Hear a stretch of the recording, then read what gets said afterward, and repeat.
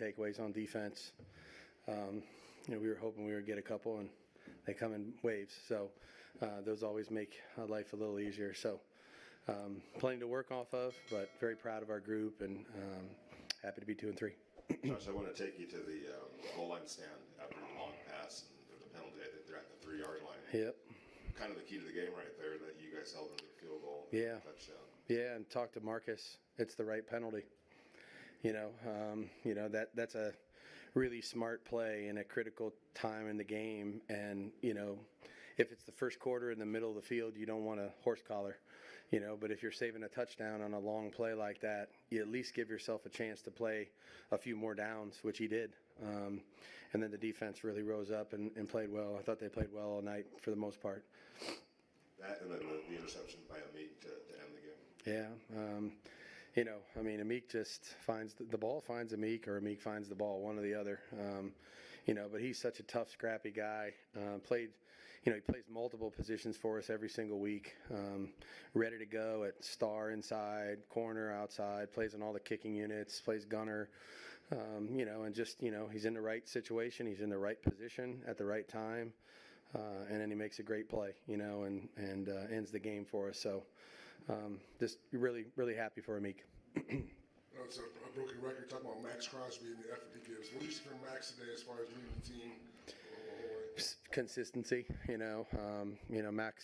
Max does it every day with his effort, his work, how much he cares about every little detail relative to, the football team, his teammates, his body, practice. And then he gives it everything he has every single time he's out there. So, and never comes off the field, as you know. So, tremendous leadership I thought we had tremendous leadership from our captains all week long. JJ was tremendous. Epps was great. Spillane with, 2 big plays today in interceptions. And then Max just creating problems, tackles for loss, sacks, pressures, all games. So not only did they do it with their work during the week, but I thought they did it, on the field tonight, which was really important.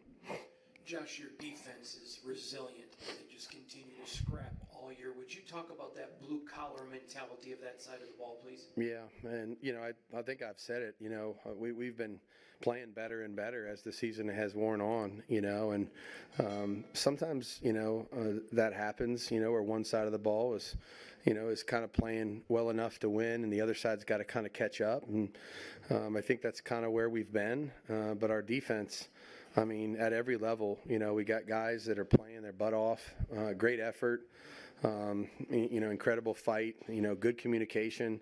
We gave up the one big play, which we try not to, but I thought they tackled and ran to the ball well. That guy's he's a load to tackle, and so we knew we needed to get bodies to him and try to stop him from, just pushing the pile for 6 or 7 yards. So I thought they stood up and fought all night long. I'm really proud of our defense. They're making progress every week, and they don't get, it's a low scoring game, and sometimes you might get frustrated or what have you. They don't. They just go out and play, and I think that's a mark of a team that's got great leadership on defense. Josh, did you sense Josh Jacobs was ready to break out and play like Josh Jacobs? He's ready to play. Did you see it coming? I don't even know what the statistics are, but I don't think we rushed, for 200 yards tonight. But I thought JJ's ready every day, and he's got a great attitude and mindset. Whether it's catching the ball out of the backfield, which he made a couple other big catches today, and running hard every quarter of the game, trying to run the clock out there at the end, just making hard yards, blitz pickup. He's. I've said this since I've met the kid. Love the player, love the kid, and he does everything he can to help us win every single time out. We talked a lot over the last few weeks about complementary football. Are we edging closer to that with what you saw tonight? Yeah, we're getting closer. It's an imperfect game, so we didn't, wish we would have, maybe capitalized on a couple things that we had opportunities to capitalize on. But give them credit. That's a good team. They've been in a lot of close games too. So, this is the way they play. It's the way we're playing right now. But I thought there was some definite big stretches for us of complementary football. You know, I mentioned AJ earlier. I mean, punting, we pinned him inside the 17-yard line, I think 4 or 5 times today, which is, you know, that's good complementary football, puts the defense on a long field, and the defense did a good job there, and then created 3 turnovers, you know, which always is helpful. So, in the offense, again, you know, we had some really critical drives, critical plays that helped us win the game. So I thought all 3 phases contributed. You know, going to keep working. You know, try to find the you know, that perfect game, which is hard to do. Late in the first half, you guys stopped them on 3rd down. Did you think about taking a timeout? I did, Vic. You know, I thought, you know, we still were able to, you know, we're going to have a minute or so and then be able to use the 2 timeouts. You know, there's a lot of things going through your head there. If you get it back with, you know, too much time, and then, you know, you kind of leave time on the clock if you don't do it, you know, exactly what you want to do. You know, but I thought that our guys handled that situation the right way. We used both 2 timeouts after big chunk plays, and at least gave ourselves an opportunity to score there and then get the ball back to start the 3rd quarter. So I did consider it, but I thought, you know, having the 2 timeouts was also going to be valuable for us. And if for some reason we didn't do what we wanted to do, we would give them a lot less time if the ball ended up changing hands.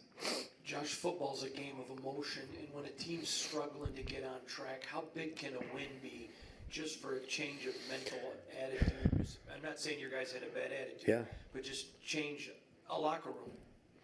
I don't think it changes anything in our locker room. I think you want them to be rewarded for the work that they're putting in, and that's daily, you know. So I see it every day. They see it every day. Our coaching staff does the same thing. So I'm happy for our guys, happy for our team, our organization. And, you know, we've been working hard, you know, and sometimes you don't get the results you want right away.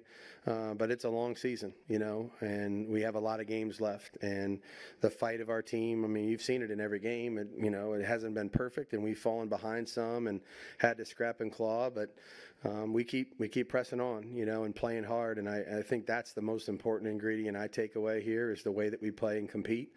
And when you do that, you're going to give yourself a chance. And then when you start to make progress and do some things better that you're not necessarily doing well, you know, at the moment, then all of a sudden the product becomes a lot more palatable. Good to go? Okay, thank you.